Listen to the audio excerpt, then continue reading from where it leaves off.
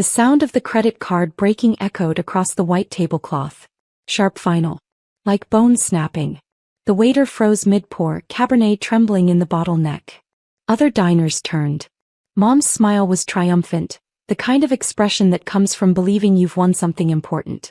That's what happens when you embarrass this family, she said, dropping the pieces onto my bread plate. The metal chip glinted under the pendant lighting. Running around telling people you're some kind of business owner. It's pathetic. Dad cut into his steak. The knife scraped porcelain. Your mother's right. Time to get serious. Real job. Real life. Stop this entrepreneur fantasy. My sister Sarah smirked from across the table. I told you she'd never make it. 3 years of building her brand. What a waste. The restaurant smelled like truffle oil and old money. Rue Bernardine. Mom's favorite. She came here every week, sometimes twice.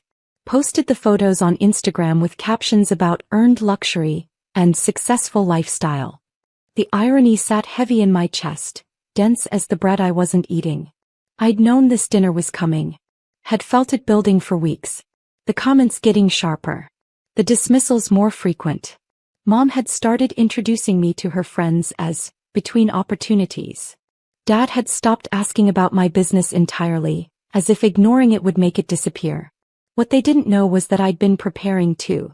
Had spent the last 6 months building what I called the ghost ledger. A comprehensive accounting of everything they'd taken from me. Not just money. Everything. I unlocked my phone. Not to argue. Not to defend. Just to open the Chase Business Banking app. My thumb moved across the glass screen, smooth and deliberate. Recurring transfers. Monthly scheduled payments. There it was, $4,200 to Susan Morrison, first of every month, 3 years running. I tapped the transfer. Selected it. Read the total at the bottom. $151,200 sent since March 2021. Then I pressed cancel. Deleted the recurring transaction. Confirmed the deletion. The app refreshed. Transfer canceled. No reversals. No warnings. Just gone. Are you even listening? Mom's voice had an edge now, the one that meant she expected groveling.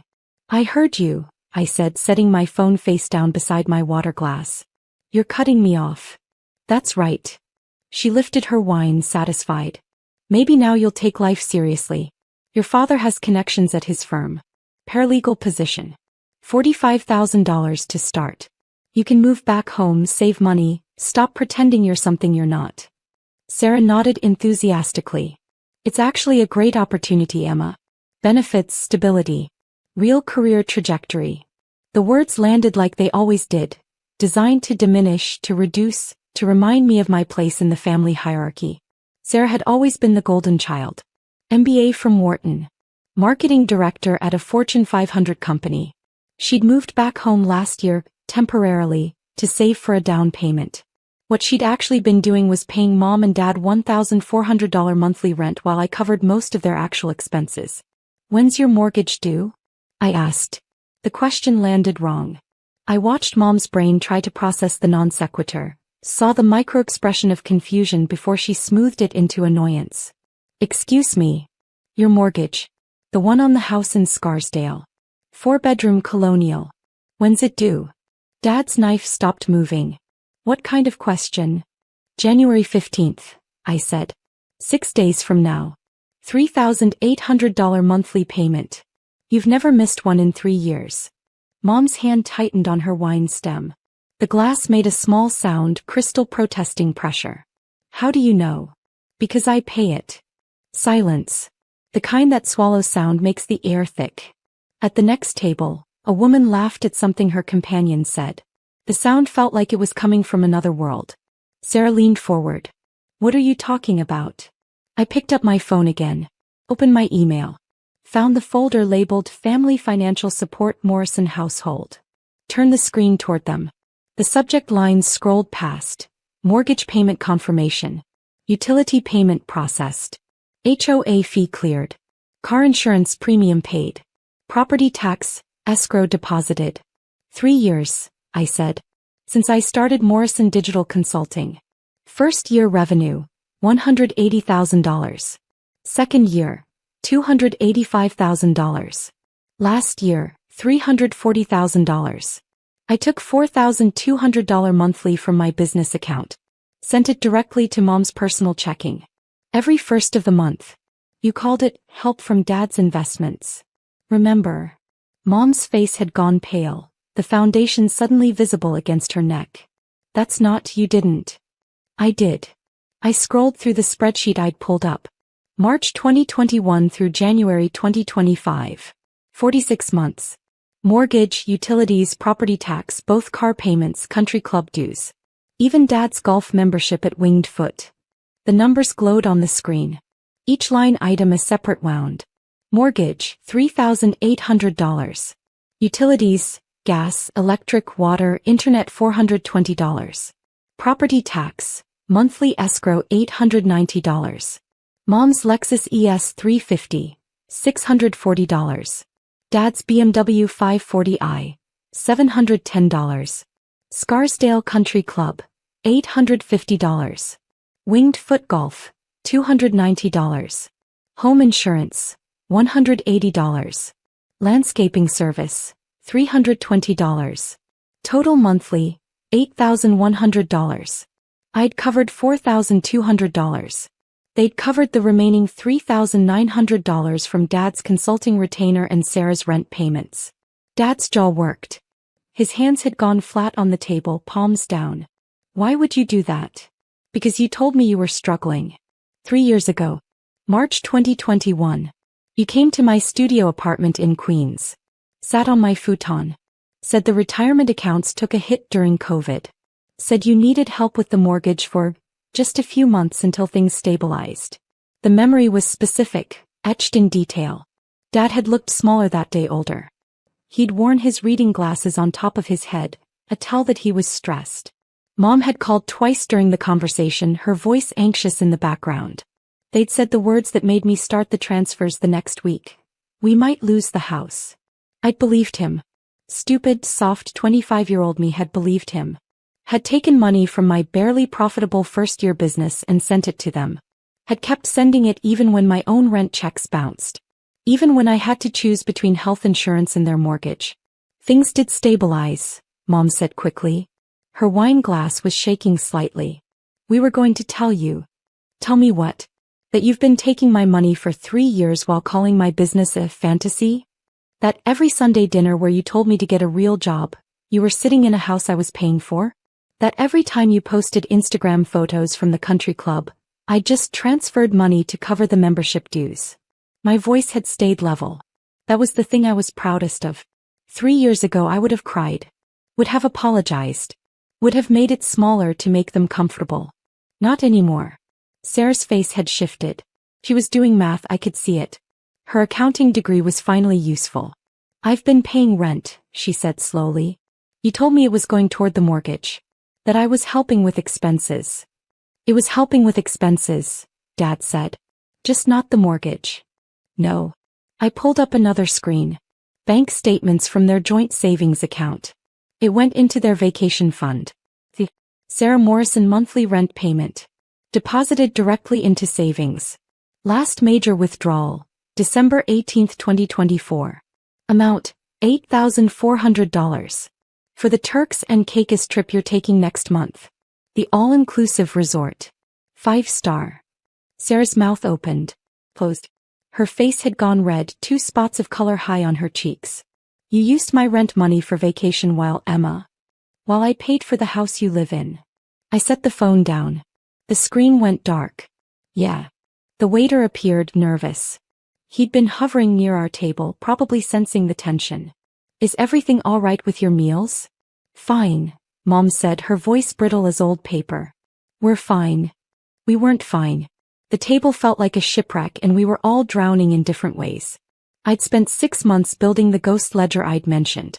Started it in July when I'd finally run the numbers and understood the truth. They didn't need my help. They wanted my help. Needed me to stay small so they could stay comfortable. There's a difference. The ledger had categories beyond money. I pulled it up now, showed them the spreadsheet. Professional sabotage. January 2023. Client meeting with Harris Corporation, potential $45,000 annual contract. Dad called with emergency. Needed help moving furniture. I rescheduled meeting. Harris Corp signed with competitor 2 days later. Cost: $45,000 revenue plus relationship with industry contact. November 2023. Mom told her book club I was between opportunities when asked about my business. 3 women there were VP level at companies I'd been trying to reach. Never returned my emails after that. Cost: 3 potential clients, industry reputation. Confidence tax. Every Sunday dinner 2021 to 2024. Average 3.5 dismissive comments per dinner. 156 dinners attended. 546 times told business was cute hobby, not sustainable, fantasy. Cost: 2 years of therapy to rebuild self-esteem, $8,400 in copays. Time theft. Holiday obligations. 18 major holidays spent at family events instead of industry networking opportunities. Each holiday equals average 8 hours. Total, 144 hours. Missed networking events.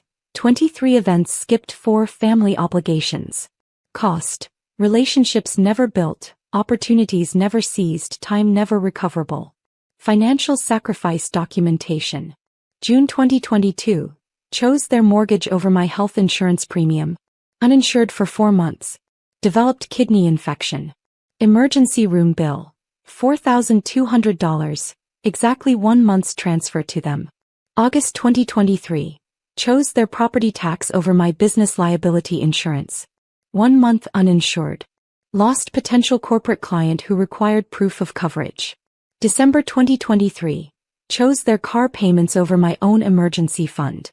When laptop died, had to use credit card at 22% APR. Still paying it off. Mom was reading over my shoulder. I could feel her leaning in. You kept track of all this? I'm a business consultant. I track everything. I closed the spreadsheet. The ghost ledger isn't about revenge. It's about understanding cost. You taught me that actions have consequences. I'm just applying the lesson. Dad's face had gone from pale to red. This is manipulative. Throwing our help back in our faces. Your help. The laugh came out sharp. You took $151,200 from me over 3 years. That's not help. That's theft with good branding. We're family, Mom said. Her voice had changed, had the quality of someone seeing an edge approaching. Family helps each other. Then why didn't you help me? The question sat there, simple and unanswerable. When I told you I was struggling, you told me to get a real job. When I asked for advice, you told me to give up. When I showed you my first $100,000 year, you said it wasn't sustainable. The only thing you ever wanted from me was money. Sarah was crying now quietly. Emma, I didn't know. I swear I didn't know they were. I know. I looked at her. You're not the problem. They are. You can't just stop, Mom said. Her hands were shaking. The wine glass trembled, red liquid moving like blood. The mortgage, we have other expenses we need. What I needed. The words came out colder than I'd intended. I needed parents who believed in me. I needed family who supported my dreams instead of dismissing them. I needed people who loved me for who I am, not what I could give them. The restaurant had gone quiet around us, or maybe it was just that I'd stopped hearing anything else. The world had shrunk to this table, this moment, this ending. I sent the cancellation confirmation this morning, I said. Before I came to dinner. All of it. Mortgage transfer, utilities, property tax, insurance, everything. It's done. The automated payments will fail on their scheduled dates. You'll receive insufficient funds notices from your bank. Mom's hands were shaking harder now. You can't, we'll lose. What I lost. I stood, picked up my bag. The leather strap felt solid against my shoulder, grounding. My savings. My emergency fund. The down payment I should have for my own place.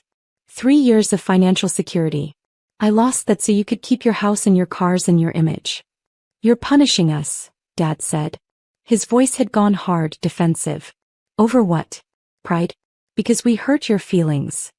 Over the truth. I looked at him directly. I'm not punishing you. I'm just not saving you anymore. You're adults. Figure it out the way I had to figure it out. Alone.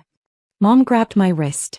Her grip was tight, desperate, her manicured nails digging into my skin. Please.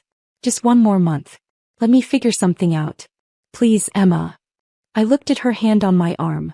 Looked at her face. Saw the fear there, real and animal. Part of me wanted to fold, to say yes, to be the person who saved them one more time. But I'd learned something in 3 years of building a business from nothing. You can't save someone who doesn't think they need saving. They'd never thought they needed me.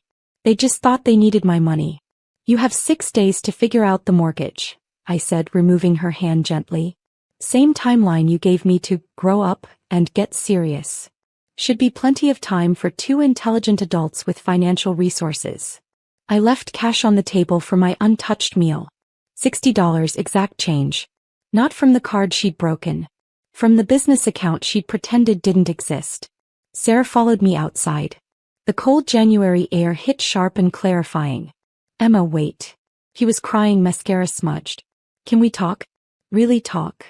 About what? About all of it. About them. About, she stopped. Started again. You said you're signing a lease on a 2-bedroom in Brooklyn next week. Did you mean that? Would you let me move in with you? I studied her face. Saw something I hadn't seen before. Clarity. Understanding. The beginning of separation. Yes, I said. But you pay actual rent. Market rate. And you're out of their house by this weekend. No warning, no discussion. You just leave. Okay. She nodded. Hey. I can do that. And Sarah. I waited until she met my eyes. If you tell them where I live, if you give them my new address, if you become their information source, we're done. Not just roommates. Sisters. Everything. I need to know you understand that. I understand. Her voice was steady. I'm done being their messenger. I'm done with all of it. I gave her my new address. Watched her save it in her phone. Then I blocked Mom's number. Blocked Dad's. Not out of anger. Out of architecture. I was rebuilding my life, and the foundation couldn't include people who'd spent 3 years trying to demolish it. For months later I sat in my apartment. Exposed brick floor-to-ceiling windows, 15-foot ceilings. Rent paid from my account only, $3,200 monthly for a place that was actually mine. Sarah was in the kitchen making coffee. She'd moved in 3 days after the dinner. Brought 2 suitcases and her cat. Left everything else behind. She'd been paying me $1,600 monthly, half the rent, exactly market rate for the neighborhood. We'd started talking, really talking about what it meant to grow up in a family that measured love and utility. My business hit $480,000 in Q1. Landed 3 major contracts I'd been pursuing for months.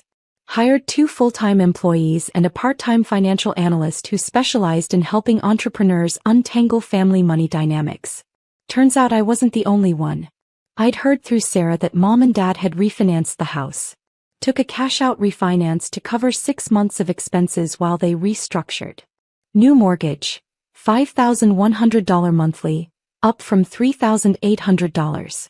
Had to sell both cars, bought used replacements. Cancelled the country club membership. Dad was doing actual consulting work now. Real projects, real deliverables, not just collecting retainer checks for his name on letterhead. They tried calling from different numbers. Sent letters to my old address that got forwarded. Showed up at my old office building before they realized I'd moved to a co-working space. Sarah said they asked about me every day at first, then every week, then stopped asking. I felt nothing about it. Not satisfaction. Not guilt. Just the quiet recognition that they were adults who'd made choices, and now they were living with the consequences of those choices. My therapist said that was healthy.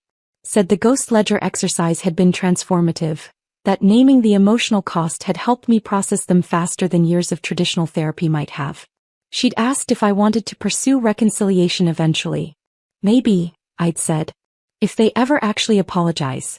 If they ever acknowledge what they did. If they ever see me as something other than an ATM with a pulse. She'd nodded. And if they don't? Then I already have my family. I'd thought of Sarah, of the employees who'd become friends, of the business community I'd built brick by brick. Blood is just one definition. I'm working with better ones now. The mechanical click of my laptop echoed in the quiet apartment. Not a reminder of what I'd lost. A reminder of what I'd built. They tried to cut me off. Instead they'd cut themselves out. The balance was 0. The debt was paid. And for the first time in 3 years I was completely, entirely, finally free.